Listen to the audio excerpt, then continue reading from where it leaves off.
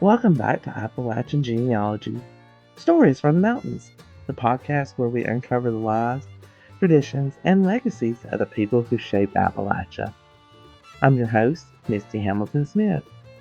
Today we're digging deeper into a recent post on the blog titled German Pioneers in the Mountains, the Pennsylvania Dutch of Appalachia.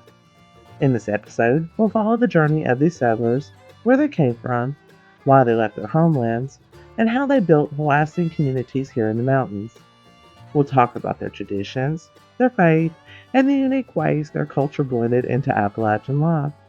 So settle in and let's step back in time to explore the story of the German pioneers who helped shape our mountain heritage.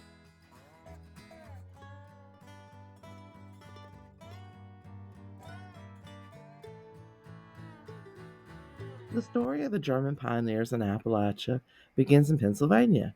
From the late 1600s through the 1700s, thousands of German speaking immigrants arrived in what is now the Pennsylvania colony.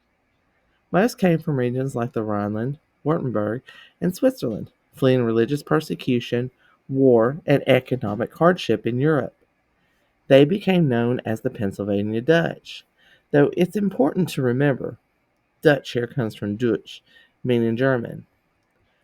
Over time, land in Pennsylvania grew scarce, and many families picked up their belongings and set out on the Great Wagon Road, traveling south into the Shenandoah Valley and beyond. One of the earliest German arrivals was Adam Miller, a Mennonite who came from Sichuan, Germany, to Lancaster County, Pennsylvania, and then moved south into the Shenandoah Valley around 1727.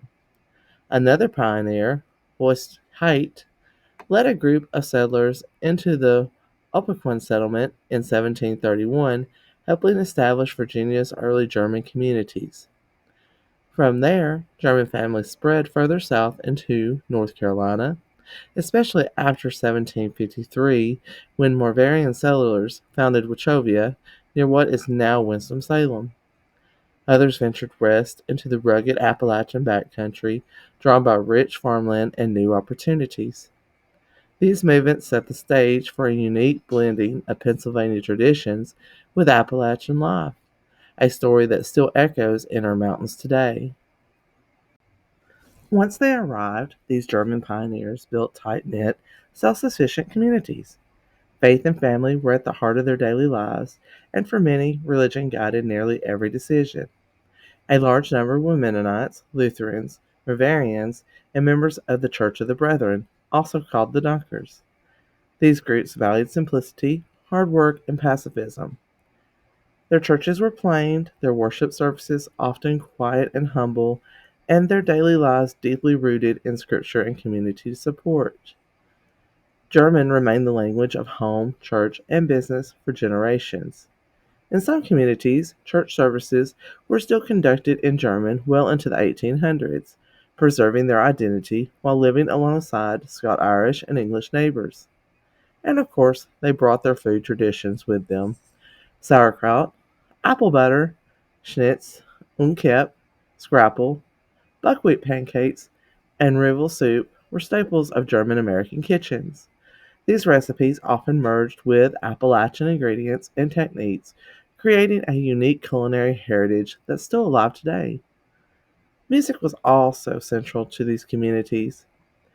In Singer's Glen, Virginia, for example, Joseph Funk, a Mennonite museum, helped establish one of the earlier centers for gospel and shape note singing in the South. Singer's Glen became known as the birthplace of gospel music, and Funk's hymnals shaped generations of Appalachian church music. Faith, food, music, and language. All these elements became threads in the larger tapestry of Appalachian culture woven together by the lives of the German pioneers. As German communities grew, their influence became undeniable. By 1790, nearly 28% of white residents between Sasburg and Harrisburg, Virginia, were of German descent. In Rockingham County, a local historian estimated in 1912 that as much as 70% of the population traced their roots back to German settlers. German pioneers contributed to local economies through farming, blacksmithing, and crafts. Many became leaders in developing mountain towns, schools, and churches. Their religious beliefs often shaped their approach to social issues as well. Groups like the Mennonites and Brethren were opposed to slavery and advocated for pacifism. While not every German settler shared these views, these faith traditions influenced Appalachian communities in ways that set them apart from neighboring regions. Even today, you can see traces of German heritage in Appalachian festivals, foodways, church congregations, and even in place names scattered across our maps. These pioneers didn't just pass through, they rooted themselves deeply in the land, and their legacy is alive in the mountains we call home. As we close today's episode, we follow the incredible journey of the German pioneers who left their homes in Europe, settled first in Pennsylvania, and then spread into the valleys and mountains of Appalachia. They carried with them more than just belongings. They brought traditions, language, recipes, faith, and music that blended into the heart of Appalachian culture. Their story is a reminder that the mountains have always been a place of migration, resilience, and community.